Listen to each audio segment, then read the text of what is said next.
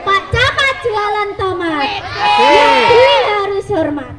Jika Anda umat Nabi Muhammad, jawablah salam dengan semangat. Assalamualaikum warahmatullahi wabarakatuh. Waalaikumsalam.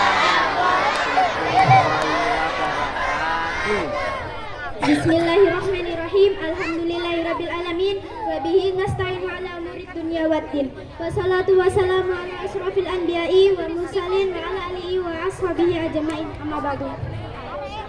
Yang terhormat Ibu Kepala Sekolah UPT SDN Negeri 165 Gresik, yang saya hormati Bapak Ibu Guru UPT SDN Negeri 165 Gresik, dan teman-teman sekalian yang dirahmati Allah.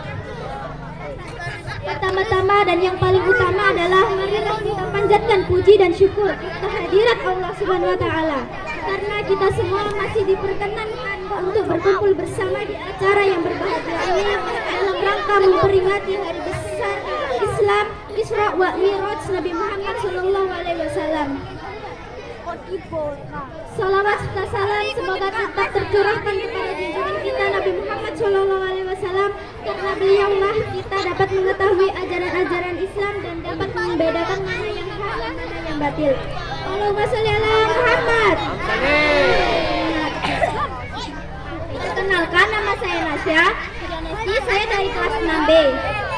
Berbicara mengenai sholat, mengingatkan kita tentang perjalanan Rasulullah SAW dari Masjidil Haram ke Masjidil Aqsa dan dari Masjidil Aqsa ke Sidratul Muntaha untuk menjemput wahyu dari Sang Khalik Allah Azza wa Jalla yang berjumlah 50 waktu. Apabila kita mengerjakan sholat sebanyak 50 waktu dalam sehari, tentu kita tidak akan sanggup untuk mengerjakannya. Sebagaimana firman Allah Subhanahu wa taala dalam Al-Qur'an surat Al-Isra ayat 40 pertama. A'udzu billahi minasyaitonir rajim. Bismillahirrahmanirrahim.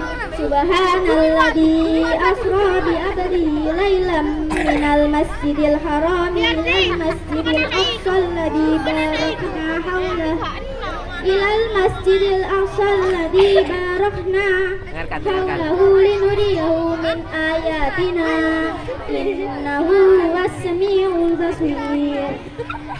Yang artinya Maha Suci Allah yang telah memperjalankan hambanya pada suatu malam dari Masjidil Haram ke Masjidil Aqsa, yang telah kami berkahi sekelilingnya agar kami tunjukkan kepadanya sebagian tanda-tanda kebesaran kami. Sesungguhnya Dia adalah Maha mendengar lagi Maha mengetahui. Sebagaimana yang kita ketahui bahwa sholat adalah termasuk dalam rukun Islam yang kedua yang wajib kita laksanakan oleh seluruh kaum muslimin dan muslimat. Apabila kita melaksanakan 5 waktu dalam sehari, insya Allah perbuatan kita akan menjadi lebih baik dan pikiran kita akan menjadi lebih segar. Sebagian besar dari kita banyak yang tidak mengetahui bahwa di dalam sholat kita bisa berkomunikasi secara langsung dengan Allah Subhanahu wa taala, baik mereka orang yang fakir, baik mereka orang yang kaya, baik mereka orang yang lemah maupun mereka orang yang kuat, semua sama di mata Allah Subhanahu wa taala. Tapi hanya ada satu yang membedakannya. Apa itu? Ya, yang membedakannya adalah ketakwaan kita kepada Allah Subhanahu wa taala. Rasulullah Shallallahu alaihi wasallam bersabda, yang artinya pimpinan dari segala perkara adalah Islam, tiangnya adalah salat, dan pijakannya adalah berpihak di jalan Allah Subhanahu wa taala.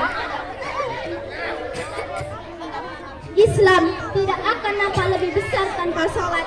Lalu apa yang membuat kita malu untuk menyembah Allah? Padahal Allah telah memberikan kita rezeki melewati perantara kedua orang tua kita, dan Allah telah menciptakan kita dengan sebaik-baiknya. Zaman now sekarang ini banyak sekali orang yang sudah bisa melaksanakan sholat tapi senantiasa melaksanakan maksiatan. Mengapa demikian? Karena yang ada di dalam sholat tidak ada di dalam dirinya. Padahal satu kemaksiatan yang kita buat akan jatuh satu titik noda di hati kita, dan apabila kemaksiatan yang kita buat banyak, maka banyak pula titik noda di hati kita. Terkadang sholatnya pun buru-buru, sholatnya pun cepat, doanya pun disingkat-singkat. Ya Allah, Engkaulah yang maha mengetahui atas semua keinginanku. Astagfirullah. Jadi kesimpulannya adalah, yang pertama, janganlah meninggalkan sholat karena hanya kelalaian duniawi. Dan yang kedua adalah, jangan sholat nanti keburu mati. Dan yang terakhir adalah, sholatlah kalian sebelum kamu sholati. Naik sepeda pergi ke sekolah, naik sampan berhati-hati. Jika ada salah, janganlah disimpan di dalam hati. Unzur maqala wala tauzur maqala. Janganlah melihat siapa yang berbicara, lihatlah apa yang dibicarakannya.